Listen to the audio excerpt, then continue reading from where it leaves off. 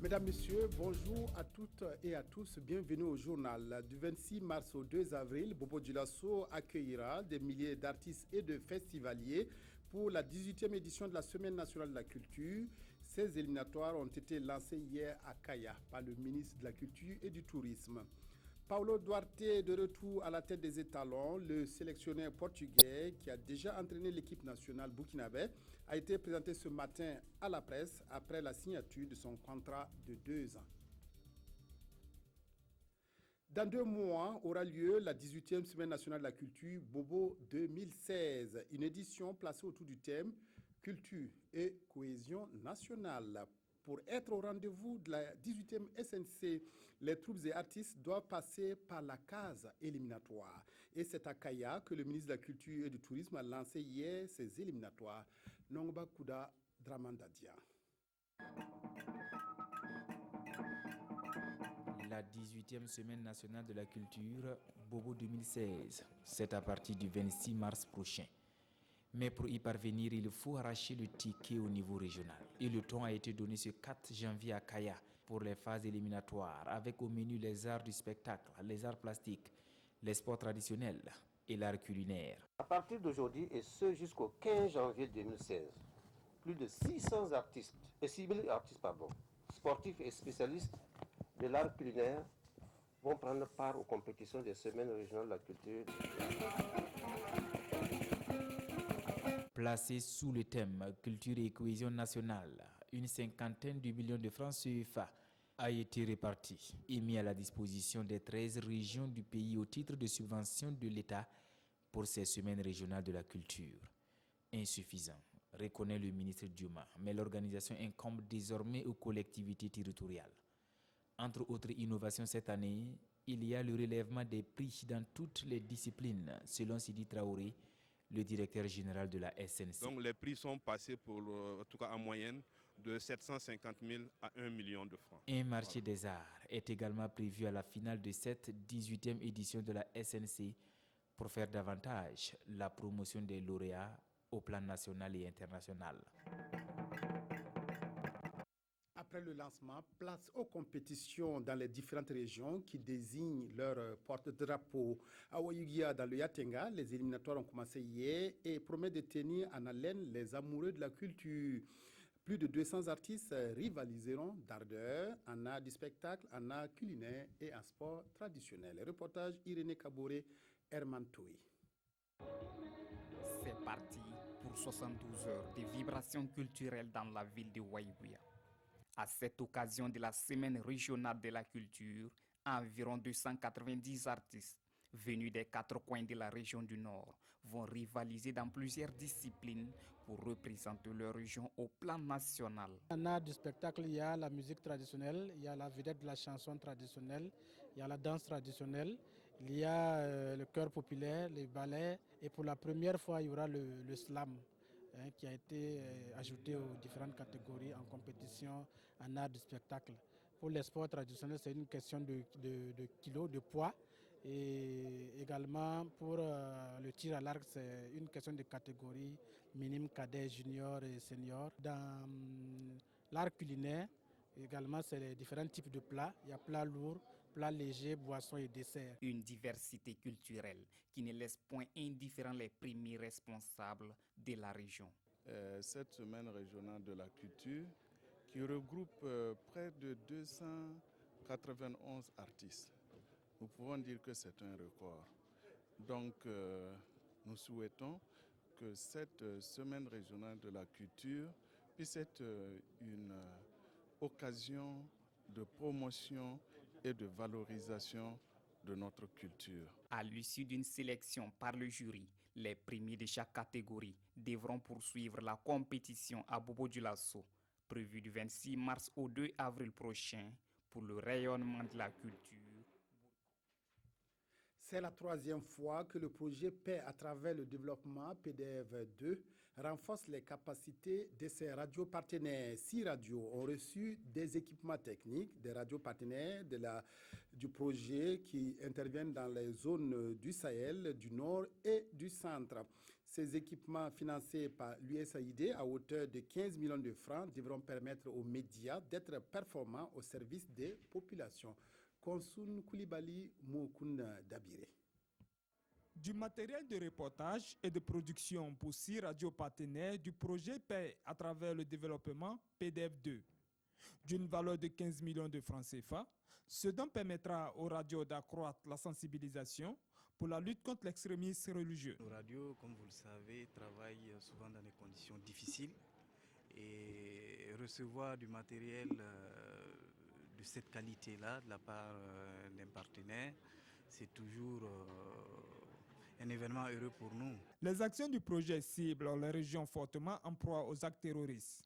Il s'agit des régions du centre, du nord et du Sahel. Nous avons fait la preuve que les radios communautaires nous aidaient beaucoup à sensibiliser, nous aidaient à conscientiser et nous aidaient à porter l'information très loin de la capitale et pour des populations souvent vulnérables.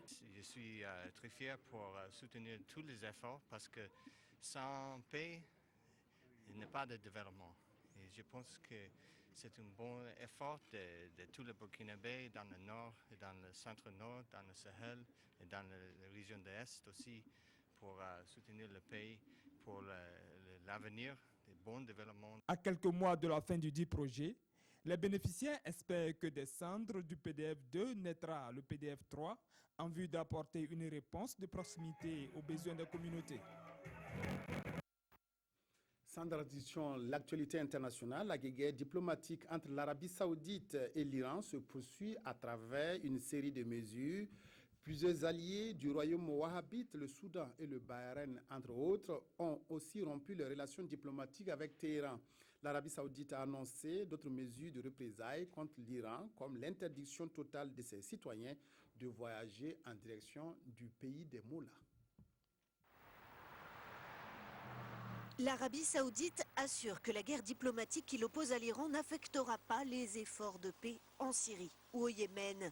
Une crise qui ne cesse de s'aggraver. Riyad et plusieurs de ses alliés avaient déjà rompu leurs relations diplomatiques avec Téhéran. Et hier, le chef de la diplomatie saoudienne a annoncé de nouvelles sanctions.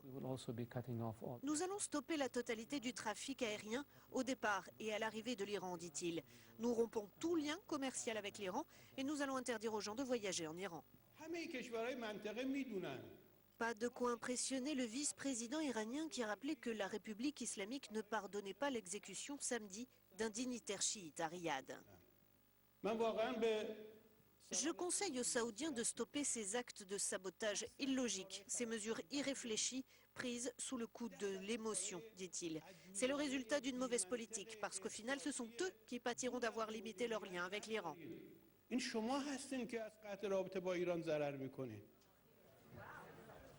Allié traditionnel de l'Arabie saoudite, les États-Unis doivent également ménager l'Iran après le rapprochement qui a suivi l'accord sur le nucléaire iranien. Le porte-parole de la Maison-Blanche a demandé aux deux camps de faire preuve de retenue et de ne pas aggraver les tensions dans une région déjà meurtrie par plusieurs conflits. Regain de tension entre Israël et le Liban, l'État hébreu a bombardé ce matin des positions du Hezbollah à sa frontière avec le Liban. Le mouvement de Hassan Nasrallah a attaqué une patrouille israélienne en représailles à l'assassinat par Israël de Samir Kanta lors d'un raid à Damas en décembre dernier. Regain de tension à la frontière entre Israël et le Liban. Le Hezbollah a revendiqué une attaque contre une patrouille de l'armée israélienne. Il n'y aurait aucune victime. C'est une bombe artisanale qui a été actionnée non loin du véhicule blindé des militaires, a indiqué l'armée israélienne qui a aussitôt riposté en bombardant des positions du Hezbollah de l'autre côté de la frontière. Les autorités libanaises ont fait état d'une 50aine de bombardements. Des villageois ont dû évacuer la zone pour être placés en lieu sûr. Dans son communiqué de revendication, le Hezbollah a évoqué une attaque de représailles suite à la mort d'une figure du mouvement chiite libanais, Samir Kanta, tué le mois dernier près de Damas par un raid imputé à Israël. Le chef du Hezbollah avait promis de répondre à ce qu'il avait qualifié d'assassinat. Sport football, Paulo Duarte, le nouvel entraîneur des Étalons, a signé un contrat de 2 ans avec la Fédération burkinabé de football le 29 décembre dernier. Le technicien portugais a été présenté ce matin à la presse. En attendant de revenir sur cette cérémonie plus amplement, écoutons le président de la FBF sur les raisons de ce comeback. Sita Sangaré au micro de Christelle Paré.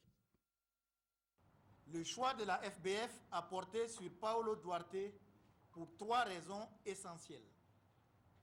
Premièrement, sa connaissance du groupe pour l'avoir entraîné de 2008 à 2012. Deuxièmement, sa rigueur dans le travail. Troisièmement, sa capacité à relever les défis. Il ne s'agit donc pas d'un choix irréfléchi ou sans base objective et encore moins d'un choix basé sur une quelconque affinité ou de copinage. Mesdames et messieurs les journalistes, certaines voix se sont déjà élevées pour désapprouver le retour du Portugais sur le banc des étalons et d'autres l'ont applaudi. Ce sont des réactions normales dans un domaine aussi passionné que celui du football. Ces positions sont aussi la preuve de l'intérêt que les Burkinabés accordent à leur football et je m'en réjouis en tant que président de la fédération. Tout en remerciant les uns et les autres pour leurs avis, je dois ajouter que la vie est faite de choix et nous avons fait le choix de Paulo Duarte pour mettre, sinon remettre, son expérience et son savoir-faire au service des étalons.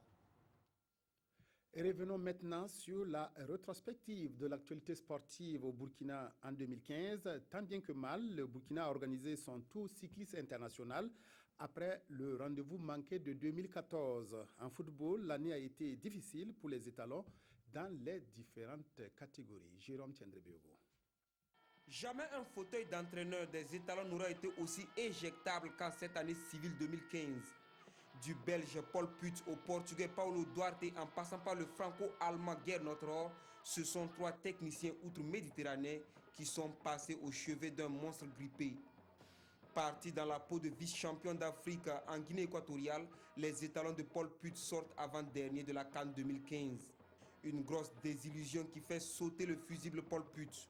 S'engage alors une course à la succession du Belge. De la multitude de candidatures qui atterrissent sur le bureau du patron de la FBF, une short liste de 3 noms est retenue avec le Nigérian Stéphane Keshi, le Serbe Milovan Rajevac et le franco-allemand Gernot Rohr. À la surprise générale le 24 février, c'est l'ancien sélectionneur du Niger qui a la confiance de l'équipe de Sita Sangaré pour tracer le chemin qui mène au Gabon et en Russie. De sa première sortie en amical contre le Maroc à sa dernière apparition face au Bénin en compétition en novembre dernier, Gernot Rohr aura réalisé 3 victoires pour 5 défaites en 8 matchs. Au-delà des résultats, ce sont non seulement la production collective, mais aussi le climat délétère qui entoure l'équipe étalon qui font enfler la polémique jusqu'à la séparation à l'amiable des 2 parties en fin décembre. Dans la foulée, le 29 décembre, la FBF fait appel sans concurrence au Portugais Paulo Duarte pour un contrat de 2 ans renouvelable à condition de qualifier les étalons à la CAN Gabon 2017 et d'y faire un parcours honorable, lui qui n'a jamais réussi la moindre victoire en 2 participations à une phase finale de Coupe d'Afrique. Les nuages dans le ciel du cyclisme sont beaucoup moins épais que ceux du sport roi. L'année 2015 a débuté tranquillement avec les victoires de Seydou Bamogo et de Mathias Sorgo, respectivement autour du Togo et du Bénin. L'équipage du commandant Alassane de Ouangrawa avait pour ligne de mire la tenue du Tour du Faso 2015, malgré les turbulences provoquées par une atmosphère sociopolitique et économique assez fragile. Les choses évoluaient tout de même dans le bon sens jusqu'à cette date du 5 juillet. Dans un sprint à la conquête du titre de champion national 2015, Salfo Bikenga est dérouté. On assiste à une guerre ouverte entre acteurs de la Petite Reine et à des démissions. Un autre passage à vide s'annonce après celui de 2015. Cette inquiétude mobilise des médiateurs. Au premier rang, le ministre des Sports et des Loisirs et Sa Majesté le Mogo Naba. À Diebougou, les protagonistes font la paix des braves et le 31 octobre, c'est un groupe soudé d'étalons qui va à la conquête des prestigieux maillots du Tour cycliste international du Faso. Certes, les protégés de Martin Sawadogo n'ont pas pu réaliser la performance de l'édition 2013, mais ils n'ont pas à rougir de leur récolte à ce rendez-vous. Abdulaziz Nikiema, meilleur sprinter, enfile la tunique rose. Mathias Sorgo est 3e au classement général au temps et l'équipe nationale se classe 2e derrière le Maroc et devant l'Érythrée. Impatience des citoyens et des quotidiens, tous attendent la désignation du nouveau Premier ministre et du gouvernement du président Roch-Marc Christian Kaboré. Naturellement, les réflexions portent sur cette nomination qui se fait toujours attendre. La revue de presse, Sibidi Issa Lankwande. Les supputations vont toujours bon train à propos de la nomination du Premier ministre et du gouvernement suite à l'installation du président du Faso. Et les quotidiens comme les citoyens s'impatientent. Qu'est-ce qui coince, s'interroge l'Express du Faso. Quelle raison peut-on donner alors qu'apparemment rien ne devait pouvoir faire traîner les choses, poursuit le journal pour qui Roch et ses camarades ont eu tout le temps pour réfléchir à l'organisation de l'appareil d'État au plus haut niveau. Qu'est-ce qu'ils attendent à la fin, s'impatiente l'observateur Palga. L'oiseau rare serait-il si difficile à trouver que le nouveau locataire de Kosiam éprouverait des difficultés à le dénicher? En tout cas, le fait que la nomination du Premier ministre prenne autant de temps plonge le pays dans un attentisme qui n'a rien de rassurant, si bien qu'on se perd en conjecture, fait remarquer le journal, pour qui, si déjà au Premier ministère ça coince, qu'en sera-t-il pour la formation du gouvernement? Pour le pays, Roch marche sur des œufs au regard du passif que lui a légué son prédécesseur Blaise Compaoré. Il doit donc marquer la rupture et ne pas se tromper dans le choix de ses hommes. Pour le journal, le président du Faso se trouve face à sa première équation. Une si longue attente se désespère le quotidien pour qui, après les fêtes, on devait déjà être au travail car le Burkina doit enfin repartir pour des horizons sereins et rassurants. La tâche est certes ardue, mais c'est là où le maçon Roch est le plus attendu, renchérit notre temps pour qui le véritable défi se trouve dans les ingrédients de la composition du nouveau gouvernement. Quelle alchimie donc pour répondre à la demande sociale, se questionne-t-il. Entre récompenses de ces fantassins, celles des alliés politiques qui attendent d'être rétribués, les recommandations formulées par la Commission de réconciliation et les exigences de la géopolitique, le MPP et le président Roch se doivent de former un gouvernement à la hauteur des attentes des Burkinabés. C'est tout pour cette édition. Merci de votre aimable attention. Excellent après-midi en compagnie de la RTB.